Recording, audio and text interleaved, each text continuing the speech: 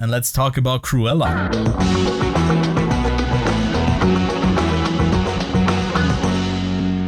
In 1970s London, amidst the punk rock revolution, a young gifter named Estella is determined to make a name for herself and her designs. She befriends a pair of young thieves who appreciate her appetite for mischief, and together they are able to build a life for themselves on the London streets. One day, Estella's flair for fashion catches the eye of the Baroness von Hellman, a fashion legend who is devastatingly chic and terrifyingly who is devastatingly chic and terrifyingly quaint. But their relationship sets in motion a course of events and revelations that will cause Estella to embrace her wicked side and become racious. What the racious? Fashionable. What does that word mean? I don't know what this word means. Hang on. Define. Making or constitute disturbingly harsh and loud noise. All right. I'm not saying that. It makes no sense. And become the fashionable and revenge-bent Cruella. All right. Now stitch that together for me. I actually love how it was weird to read that because much like the film, this synopsis is way too extra. There's so much going on for it. There's too many big words. That's on Why Letterboxd. can't they just say? Oh, no, you know what the synopsis is on IMDb? What? A live-action prequel feature film following a young Cruella de Vil. which is the guys over at maybe Letterboxd not hire enough. me just to make my summaries for each movie? That would be fun. So whatever we do in the spoiler summaries that you usually do, we just put that on Letterboxd, and you can toggle between the Lachlan view or the the extra way of overly long synopsis. What's the plural of synopsis? I've never thought about that, but let's not think about it. Synopsize. Okay. Synopsy-hopsy. But let's move on to talk about this movie before we get stuck on the synopsis. It comes from director Craig Gillespie, who also made I, Tonya, to my surprise. Maybe not to my. I guess he uses a lot of music in that movie as well, which we'll touch on in a second, and is produced by Glenn Close, who played Cruella de Vil in the live-action remake that of the animated movie about like 20 years ago, I'd say. So it's been a while, but I guess she's supporting this new iteration. So yeah, Lachlan, what were your thoughts on the movie overall without going into major plot details? Overall, the film is very average, mediocre. It's an okay film if you want to sit down and be entertained, because Emma Thompson and Emma Stone hold up the movie, and I think that's a very similar aspect to something like The Joker, right? Where what most people will be engaged with is the performances. Now, in saying that, without getting into spoilers, there's a few things I really did like. One of those being the soundtrack to this movie. We've got a whole bunch of really good songs playing throughout. The only thing that really annoys me is they are so on the fucking nose. It's not funny. I have the soundtrack list here, so read one out to me and I'll tell you exactly what happens in that scene. Feeling good.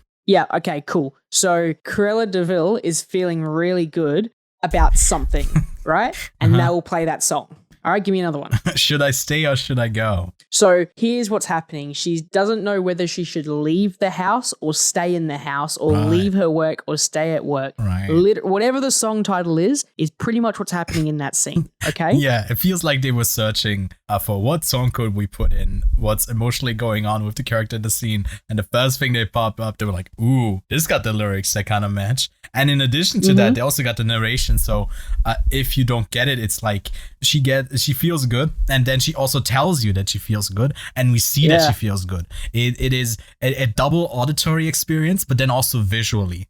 And it is incredible. It's like a sensory overload. In saying that, I enjoyed the music. I thought the editing was poor. Yeah, I agree. thought one other big aspect was pretty rushed, and that might be the CGI, but they seem to use CGI for a lot of things that they probably didn't need to. Yeah. And again, one thing I will say about CGI in Disney movies, this is the same company that gave you the live action Lion King that looked fucking incredible, right? Yeah, that was the only thing going for the Lion King, though. And it's also the same company that made all of the CGI effects in the Avengers movies. And Thanos is one of the best looking CGI characters I've seen in a while. And it's also the same company who's doing the Avatar movies now. So why is it that some of these movies CGI looks so fucking atrocious, and then other movies, the focus is all on that? Now, I can't tell if it's like a thrown in last minute thing, but there was definitely a lot of shots where they didn't have to use a CGI dog. Yeah, and I feel like they went with the decision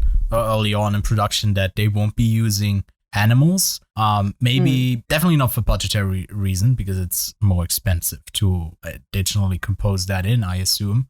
It can't be that expensive to train it and do everything. But maybe more on the moral side, that Disney doesn't want to be devil themselves, and have a most humane way of having animals on set is not to have them at all. But I gotta say, as soon as they are in motion and they are expressive, way more expressive than they are in The Lion King, by the way, it just kind of falls through in a lot of the moments, and it becomes really noticeable. So early on, I think you are kind of primed to accept that the dogs don't look real, and they also do a lot of unrealistic things. So that's maybe also another decision why you would go with it, because it's more of it's almost a magical story at times, but then I guess it never really tries to be grounded. It has all of these over-the-top characters, but it just didn't really come together in one stylistically. And that might just be also because we both didn't enjoy the editing at all. It felt really choppy in a lot of moments, just being kind of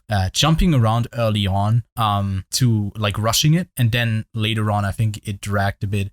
We had a couple of scenes that really didn't need to be there. And I guess to tie it back to what you praised about the film, which are the performances, I gotta say both Emmas, they did a great job at keeping me somewhat engaged with the film, because they were really extra, and you could feel, we were talking about that while we were watching it as well. It's like you could feel that they were having fun playing these over the top characters, and also the I guess the supporting cast, especially Paul Walter Hauser, who played Horace. I guess he made us chuckle a bunch of times. So there was some. It's not like it was a failure through and through, like some of the other live action experiences maybe were with Disney. I think this is definitely a bit better than a few of the other ones, but I can't say that I think it's a great film overall. I think it's definitely, I agree with you, in the mediocre range. Yeah, I guess you praised the music and the soundtrack a bit, although it did lay it on thick. Just I guess.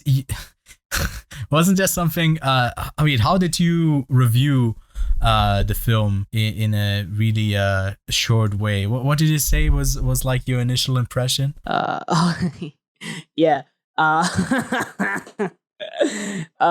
Yeah. I said it's the world's longest Sia music video. Yeah.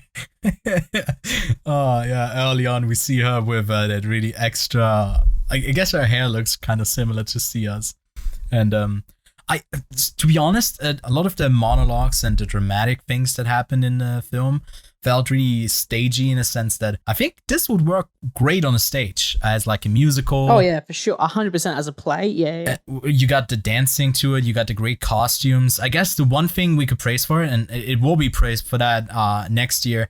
By the way, I guess we didn't touch on that on the news, but the date was announced for the Oscars. I think it's mid-March or end of March this year. So I guess it's slowly going back to the February date.